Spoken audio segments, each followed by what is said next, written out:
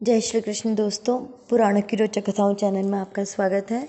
मैं शिल्पी आपको नवरात्र की ढेर सारी शुभकामनाएं देती हूँ। इस बार पुराणों की रोचक कथाओं में मैं आपको श्री दुर्गा सप्तशती की संक्षिप्त कथा सुनाऊंगी। इसमें भगवती दुर्गा के 3 चरित्रों का वर्णन किया गया है, जिसमें से प्रथम चरित्र मैं सुनाती हूँ आपको। जय माता की। दूसरे मनु के राज्याधिकार में सुरत नामक चैत्र वंशोद्भव राजा क्षितिमंडल का अधिपति हुआ। शत्रुओं तथा दुष्ट मंत्रियों के कारण उसका राज्य कोष आदि उसके हाथ से निकल गया। फिर वह मेधा नामक ऋषि के आश्रम में पहुंचा और वहां भी मोहवश प्रजा, पुर, शूर, हस्ती, धन, कोष और दासों की अर्थात नाशवान पदार्थों की चिंता में लगकर दुखी हुआ। केवल आत्मज्ञ पुरुष ही स्वराट होता है। सूरत की वही दशा हुई जो भगवत भक्ति विहीन पुरुषों की होती है। इसी आश्रम में समाधि नामक एक वैश्य से राजा सूरत की भेंट हुई। यद्यपि यह वैश्य अपने धन लोलुप स्त्री पुत्रों द्वारा घर से बहिष्कृत कर दिया गया था, अर्थात उसके स्त्री और पुत्रों ने उसे घर से निकाल दिया था, तब भी उनके दुर्व्यवहार को विस्मृत कर उनके वियोग में वह दुखी था। इस प्रकार ये दोनों दुखी होकर मेधा ऋषि के समीप पहुँचे। वहाँ दोनों शास्त्रानुसार संभाषण करके बैठ गए। राजा ने ऋषि से कहा, भगवान, जिस विषय में हम दोनों को दोष दिखता है उसकी ओर भी ममतावश हमारा मन जाता है। मुनिवर, यह क्या बात है कि ज्ञानी पुरुषों को भी मोह होता है। महर्षि मेधा उन्हें मोह का कारण बतलाते हुए कहने लगे, इसमें कुछ आश्चर्य नहीं करना चाहिए कि ज्ञानियों को भी मोह होता है, क्योंकि महामाया भगवती अर्थात भगवान विष्णु की योग निद्रा ज्ञानी पुरुषों के चित्त को भी बलपूर्वक खींचकर मोह युक्त कर देती है। वे ही भक्तों को वर प्रदान करती हैं और वे ही परमा अर्थात ब्रह्म ज्ञान रूपा हैं। राजा ने भगवती की ऐसी महिमा सुनकर ऋषि से कहा, हे द्विज, हे ब्रह्म वेदाम वर के संबोधन से 3 प्रश्न किए। ब्रह्म ज्ञान अर्थात ब्रह्म ज्ञानियों में श्रेष्ठ, ऐसा संबोधन करके 3 प्रश्न किए। पहला, वे महामाया देवी कौन है? दूसरा, वे कैसे उत्पन्न हुई? और तीसरा, उनके कर्म और प्रभाव क्या है? मुनि ने उत्तर दिया, नित्यैव सा जगन्मूर्ति स्तया सर्वमिदं ततम्, अर्थात वे जगन्मूर्ति नित्या है और उन्हीं से यह सब व्याप्त है। तब भी उनकी उत्पत्ति देवताओं की कार्य सिद्धि के अर्थ कही जाती है। जब प्रलय के पश्चात भगवान विष्णु शेष शैया पर योग निद्रा में निमग्न हुए, तब उनके कर्णमल से मधु और कैटभ नामक 2 असुर उत्पन्न होकर हरिनाभि कमल स्थित ब्रह्मा जी को ग्रसने चले। तब ब्रह्मा जी भगवान की योग निद्रा की षटतुरीय शक्ति के रूप में सुंदर सरस स्तुति परम प्रेम पूर्वक करने लगे और उसमें उन्होंने ये 3 प्रार्थनाएं की। भगवान विष्णु को जगा दीजिए, उन्हें असुर द्वय के संहार्थ उद्यत कीजिए और असुरों को विमोहित करके भगवान द्वारा उनका नाश करवाइए। श्री भगवती ने स्तुति से प्रसन्न होकर ब्रह्मा जी को दर्शन दिया। उससे योग निद्रा से मुक्त होकर भगवान उठे और असुरों से युद्ध करने लगे। तदुपरांत असुर युगल योग निद्रा के द्वारा मोहित हुए और उन्होंने भगवान से वरदान मांगने को कहा। अंत में उसी वरदान के अनुसार ये वे भगवान के हाथों से मारे गए। इस कथा में 3 बातों का निष्कर्ष निकलता है। पहला, ब्रह्मा को गुणत्रय से परे परम भाव परमा शक्ति का ज्ञान, प्रकृति के गुणत्रय का कार्य, उसके कर्तव्य का भान और अपने सृष्टि कर्तव्य में निरहंकारत्व तथा मधु कैटभ अर्थात सुकृत दुष्कृत में निर्ममत्व एवं उसके निर्मूलन का प्रयत्न। इस कथा से श्री ब्रह्मा जी ने यह उपदेश किया कि जो भगवती की आराधना करते हैं एवं कर्तृत्व के अभिमान तथा सुकृत दुष्कृत रूपी कर्म फल को त्याग कर अपने विहित कर्म में प्रवृत्त रहते हैं, उनका जीवन शांतिपूर्वक निर्विघ्न रूप से व्यतीत होता है। यही ब्राह्मी स्थिति है जिसे पाकर मनुष्य मोहग्रस्त नहीं होता। महर्षि मेधा, सूरत तथा समाधि दोनों जिज्ञासुओं के मोह के निराकरणार्थ कर्म के उच्चतम सिद्धांत का निरूपण करके उपासना तथा ज्ञान योग के तत्व को भगवती के अन्यान्य प्रभावों द्वारा वर्णन करने लगी। मध्यम चरित्र। इस कथा में ऋषि ने सुरत तथा समाधि के मोह प्रतिमोह जनित सकामोपासना द्वारा अर्जित फलोपभोग के निराकरण के लिए निष्कामोपासना का उपदेश किया है। प्राचीन काल में महिष नामक एक अति बलवान असुर ने जन्म लिया। वह अपनी शक्ति से इंद्र, सूर्य, चंद्रमा, यम, वरुण, अग्नि, वायु तथा अन्य सुरों को हराकर स्वयं इंद्र बन गया। उसने समस्त देवताओं को स्वर्ग से निकाल दिया। अपने स्वर्ग सुख भोग ऐश्वर्य से वंचित होकर दुखी देवगण साधारण मनुष्यों की भांति मृत्युलोक में भटकने लगे। अंत में व्याकुल होकर वे लोग ब्रह्मा जी के साथ भगवान विष्णु और शिव जी के निकट गए तथा उनके शरणागत होकर उन्होंने अपनी कष्ट कथा कह सुनाई। देव वर्ग की करुण कहानी सुन लेने पर हरिहर के मुख से महातेज प्रकट हुआ। इसके पश्चात ब्रह्मा, इंद्र, सूर्य, चंद्र, यमादि देवताओं के शरीर से भी तेज निकला। वह सब एक होकर तीनों लोगों को प्रकाशित करने वाली एक दिव्य देवी के रूप में परिणत हो गया। तब विधि हरिहर त्रिदेवों तथा अन्य प्रमुख सुरों ने अपने अपने अस्त्र शस्त्रों में से दिव्य प्रकाशमयी उन तेजो मूर्ति को अमोघ अस्त्र शस्त्र दिए। तब श्री भगवती अट्टहास करने लगी। उनके उस शब्द से समस्त लोग कंपायमान हो गए। तब असुर राज महिष यह क्या है, ऐसा कहता हुआ संपूर्ण असुरों को साथ लेकर उस शब्द की ओर दौड़ा। वहां पहुंचकर उसने उन महाशक्ति देवी को देखा जिनकी कांति त्रैलोक्य में फैली है और जो अपनी सहस्त्र भुजाओं से दिशाओं के चारों ओर फैलकर स्थित है। इसके बाद असुर देवी से युद्ध करने लगे। श्री भगवती और उनके वाहन सिंह ने कई कोटि असुर सैन्य का विनाश किया। तत्पश्चात श्री भगवती के द्वारा चिक्षुर, चामर, उदग्र, कराल, वाष्कल, ताम्र, अंधक, असिलोमा, उग्रास्य, उग्रवीर्य, महाहनु, विडाल, महासुर, दुर्धर और दुर्मुख ये 14 असुर सेनानी मारे गए। अंत में महिषासुर महेश हस्ती मनुष्यादि के रूप धारण करके श्री भगवती से युद्ध करने लगा और मारा गया।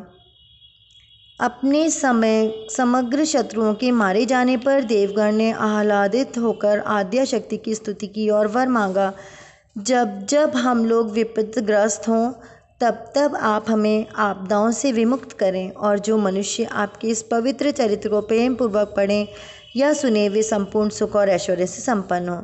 श्री भगवती देवताओं को इच्छित वर देकर अंतर्ध्यान हो गईं।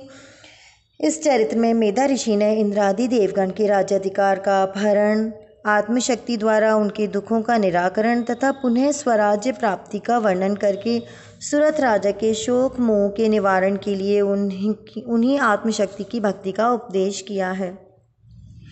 देवताओं की प्रार्थना पर भगवती ने उन्हें वर दिया कि जब जब वे विपदाग्रस्त होकर उनका स्मरण करेंगे तब तब माता उनका संकट दूर करेंगी।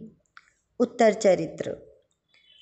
मध्यम चरित्र में मोह का कारण कम कर्म फलासक्त देवों द्वारा दिखाया जाकर उत्तर चरित्र में परानिष्ठा ज्ञान के बाधक आत्ममोहन अहंकार आदि के निराकरण का वर्णन किया गया है। पूर्व काल में शुंभ और निशुंभ 2 महापराक्रमी असुर हुए। उन्होंने इंद्र के त्रैलोक्य का राज्य और यज्ञों का भाग छीन लिया। वे दोनों ही सूर्य, चंद्र, कुबेर, यम, वरुण, पवन और अग्नि के अधिकारों के अधिपति बन बैठे तथा उन्होंने सुर समाज को स्वर्ग से निकाल दिया। तब सशोक अमर्त्य मर्त्य लोक में आए। बारंबार दुसह दुख से दयनीय दशाधिगत त्रिदशों को दर्पादि दुर्दांत दानवों के नितांत दमन का कार्य अनिवार्य प्रतीत हुआ और वे हिमाद्री पर जाकर दयाद्र हृदया श्री दुर्गा देवी के पाद पद्मदय की दिव्य ज्ञानमयी वंदना करने लगे, अर्थात माता की स्तुति करने लगे। श्री भगवती पार्वती अपने वचनानुसार हिमालय पर्वत पर गंगा जी के किनारे प्रकट हुई। उन्होंने सुरों से पूछा, तुम किसकी स्तुति कर रहे हो? उनके इतना कहते ही उनके शरीर से शिवा निकलकर कहने लगी, ये शुम्भ निशुम्भ से रण परास्त होकर मेरी स्तुति कर रहे हैं। पार्वती के शरीर से अंबिका उत्पन्न हुई। ये कौशिकी नाम से प्रसिद्ध हैं और भगवती पार्वती के शरीर से शिवा के निकल जाने पर उनका वर्ण कृष्ण हो गया, अर्थात सांवला हो गया। अतएव यह कालिका नाम से विख्यात होकर हिमालय पर रहने लगी। तत्पश्चात परम सुंदरी अंबिका को शुम्भ निशुम्भ के भृत्य चंड मुंड ने देखा और उन दोनों ने शुम्भ से जाकर उनका अतुल सौंदर्य की प्रशंसा की। उसने अपने भृत्यों की बात सुनकर सुग्रीव नामक असुर को अंबिका को ले जाने के लिए भेजा। सुग्रीव ने भगवती के पास पहुंचकर शुम्भ निशुम्भ के बलैश्वर्य की बड़ी प्रशंसा की और उनसे परिग्रह की बात की। भगवती ने उत्तर दिया, जो मुझे संग्राम में पराभूत करके मेरे बल को दर्प को नष्ट करेगा, उसी को मैं पति रूप में स्वीकार करूंगी। यही मेरी अटल प्रतिज्ञा है। सुग्रीव ने शुम्भ निशुम्भ के निकट जाकर भगवती अंबिका की प्रतिज्ञा विस्तार पूर्वक कह सुनाई। असुरेंद्रों ने क्रोधित होकर धूम्रलोचन नामक असुर को भेजा। भगवती ने धूम्रलोचन की हुकार मात्र से ही भस्म कर दिया और उन्होंने तथा उनके वाहन सिंह ने असुर सेना का विनाश कर दिया। तदुपरांत असुरराज शुम्भ ने चंड मुंड दोनों को बहुत बड़ी सेना के साथ भगवती कौशिकी को पकड़ लाने के अथवा मार डालने के लिए भेजा। वे सब हिमालय पर जाकर भगवती को पकड़ने का प्रयत्न करने लगे। तब अंबिका ने शत्रुओं पर अत्यंत क्रोध किया और उनके ललाट से एक भयानक काली देवी प्रकट हुई। उन्होंने असुर सेना का विनाश किया तथा चंड मुंड का सिर काटकर वे अंबिका के पास ले आईं। इसी कारण उनका नाम चामुंडा पड़ा। चंड मुंड के वध का समाचार सुनकर असुरेशों ने एक बड़ी सेना, जिसमें 7 सेनानायकों का विभाग था, भगवती से युद्ध करने के लिए भेजी। उस समय ब्रह्मा, विष्णु, शिव, इंद्र, महावराह, नरसिंह और स्वामी कार्तिकेय, इन 7 प्रमुख देवों की शक्तियाँ असुर सेना से युद्ध करने के लिए आईं। फिर अंबिका के शरीर से अत्यंत भयंकर शक्ति निकली और भगवती ने शुम्भ निशुम्भ के पास शिवजी को दूत रूप में भेजकर उनसे कहलाया, यदि तुम अपना कल्याण चाहते हो तो देवताओं को उनके छीने हुए लोक यज्ञाधिकार लौटा दो और पाताल में जाकर रहो। बल से उन्मत्त शुम्भ निशुम्भ ने देवी की बात नहीं मानी और वे युद्ध स्थल में सेना सहित उपस्थित हुए। भगवती ने देव शक्तियों की सहायता से असुर सैन्य का संहार करना प्रारंभ किया। तब असुर युगल का रक्तबीज नामक एक सेनाध्यक्ष भगवती और देव शक्तियों से युद्ध करने लगा। उसके शरीर से शोणित के जितने बिंदु पृथ्वी पर गिरते, अर्थात रक्त के जितने बिंदु पृथ्वी पर गिरते, उतने ही रक्त बीज उत्पन्न हो जाते थे। अंत में देवी ने चामुंडा को आज्ञा दी कि वह अपने मुख का विस्तार करके रक्त बीज के शरीर के रक्त को अपने मुख में ले और उससे उत्पन्न असुरों का भक्षण करे।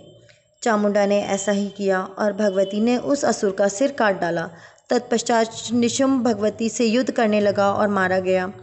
तब शुम्भ ने क्रोधित होकर अंबिका से कहा, तू दूसरों के बल का सहारा लेकर अभिमान करती है। श्री भगवती ने उत्तर दिया, संसार में मैं एक ही हूँ। ये समस्त विभूतियाँ मेरी रूपांतर मात्र हैं। ये मुझसे ही प्रकट हुई हैं और मुझ में ही विलुप्त हो जाएंगी। इसके बाद 7 शक्तियाँ जो देवी के शरीर से निकली थी उन्हीं में प्रविष्ट हो गईं और शुम्भ भी देवी के युद्ध कौशल से मारा गया। देवगण ने हर्षित होकर अंबिका की स्तुति की। अंत में देवी प्रसन्न होकर बोली, संसार का उपकार करने वाला वर मांगो। देवताओं ने कहा, जब जब हमारे शत्रु उत्पन्न हो तब तब उनका विनाश हो। भगवती आद्या शक्ति ने एवमस्तु कहा और भविष्य में 7 बार भक्त रक्षणार्थ अवतार लेने की कथा दुर्गा चैत्र के पाठ का महात्म्य वर्णन करके वे अंतर्ध्यान हो गईं। यह चरित्र ज्ञान कांड का है और इसमें 3 विषय हैं। पहला देवताओं की सात्विक ज्ञान से स्तुति करना, दूसरा ज्ञान के विरोधी अहंकार आदि का नाश और तीसरा भगवती का अद्वैत भाव। देवताओं की भगवती उपासना का ज्ञान था, इसी हेतु उन्हें अब श्री ब्रह्मा, विष्णु और महेश इन तत्वज्ञ ईश्वर कोटि के देवताओं के निकट जाने की आवश्यकता न थी और वे जगत जननी भगवती की स्तुति ज्ञान दृष्टि से करने के लिए प्रवृत्त हुए। एक सात्विक ज्ञान का लक्षण श्रीमद् भगवत गीता में इस प्रकार कहा है, जिस ज्ञान द्वारा मनुष्य समस्त पृथक पृथक भूतों में एक ही अभिन्न अविनाशी परमात्मा के दर्शन करता है, वह सात्विक ज्ञान है। अतएव देवगण या देवी सर्वभूतेषु इत्यादि स्तुति से सब भूतों में उन्हीं आद्याशक्ति का एक अव्यय अविनाशी भाव जानकर 23 मात्र गणों द्वारा उनकी वंदना करने लगे। परमार्थ पथ तत्पर प्रपन्न पुरंदरादि देवों ने शुम निशुम विपक्षियों के क्षय की आकांक्षा प्रकट करते हुए प्रांजलि हो पुष्कल पुनीत प्रार्थनाएं करके परम पार्वती का प्रत्यक्ष दर्शन किया और श्री भगवती ने शुम निशुम रक्तबीज धूम्र रोचन चंडमुंड तथा सुग्रीव इन प्रमुख 7 असुरों को पराजित करके देवताओं की रक्षा की। श्री जगदम्बिका ने शुम के प्रति कहा है, मैं इस संसार में एक ही हूँ और मुझसे अतिरिक्त दूसरा कौन है। मैं अपनी विभूतियों द्वारा बहुत से रूपों में यहाँ स्थित थी, अब उन सबको अपने में लय करके पुनः अकेली ही मैं स्थित हूँ। उपसंहार भगवती चंडिका का अपनी स्तुति का महात्म्य और उसका फल तथा पूजा विधि कहकर वे अंतर्ध्यान हो गई और मेधा ऋषि ने उन्हीं महाशक्ति को धर्म कर्म धर्म अर्थ काम मोक्ष फल प्रदा कहकर यह उपदेश किया, महाराज आप उन्हीं परमेश्वरी की शरण में जाइए। वे अपनी आराधना से प्रसन्न होकर मनुष्यों को भोग स्वर्ग एवं मोक्ष प्रदान करती हैं। राजा और वैश्य श्री भगवती के चरित्र तथा महर्षि मेधा के उपदेश को सुनकर उन महादेवी भगवती को प्रसन्न करने के लिए नदी तट पर महती तपश्चर्या एवं उपासना करने लगे। जगतधात्री चंडिका ने प्रसन्न होकर दोनों को दर्शन दिया और कहा कि मैं तुम दोनों से प्रसन्न हूँ, तुम जो कुछ मांगोगे वही मैं तुम्हें दूंगी। आद्या देवी की बात सुनकर राजा ने विचार किया, मेरे लिए अपना छात्र कर्म करना ही उचित है। अपने आश्रित जनों को कष्ट में छोड़कर अकेले वन में चले जाना क्षात्र कर्म धर्म के विरुद्ध है, अर्थात क्षत्रिय धर्म के विरुद्ध है। यदि मैं ब्रह्मा जी के समान अपने कर्तव्यों के अहंकार को भुलाकर उन्हीं महामाया की आराधना करता तो वे महाशक्ति जैसे मधुकैटभ से ब्रह्मा की रक्षा की थी वैसे हमारी भी करती। राजधर्म का आदर्श कर्म योग के उत्तम सिद्धांत पर स्थित है। अतः मुझे चाहिए कि जिस प्रकार इंद्रादि देवताओं ने अधिकार से निकला हुआ स्वराज भगवती की कृपा से प्राप्त किया था, उसी प्रकार अपने गए हुए राज्य को पुनः प्राप्त करूं और न्याय नीति से अपनी समस्त प्रजा को सुखी बनाऊं। इस विचार के पश्चात राजा ने आगामी जन्म में अखंड राज्य और इस जन्म में निजबल से शत्रु शक्ति का नाश करके अपना गया हुआ राज्य प्राप्त करने का वर मांगा। महादेवी भगवती ने कुछ ही दिनों में शत्रुओं पर विजय होकर स्वराज प्राप्त करने तथा दूसरे जन्म में भूमंडल पर सूर्यसुत सावर्णी नामक मनु होने का वर प्रदान किया। जब भगवती ने वैश्य वर से वर मांगने को कहा तो उसने विचार किया कि यह संसार दुखमय है। देवताओं का कई बार अधिकार छीना जाना और राजा सुरत का राज्य भ्रष्ट होना प्रमाणित करता है कि सांसारिक भोग ऐश्वर्य अनित्य है। जिस तुच्छ सांसारिक सुख में मेरा मोह था वह वास्तव में दुख रूप ही था। जब त्रैलोक्य पर्यंत का सुख अनित्य है तब मुझे इससे विरक्त होकर इन परमेश्वरी की अनुकंपा से ऐसा ज्ञान प्राप्त करना चाहिए जिससे नित्य अक्षय सुख स्वरूप में प्रविष्ट हो सकूं। निवृत्ति मार्ग पथिक ज्ञान निष्ठ समाधि वैश्य ने अपने नाम और जाति को सार्थक करने वाले उपर्युक्त विचार के अनंतर श्री देवी से मोह विनाशक ज्ञान मांगा। उसने उसे मनोवांछित वर की संसिद्धि के लिए ज्ञान देकर श्री दुर्गा शीघ्र अंतर ध्यान हो गई। जय माता की जय, माँ जगदम्बा।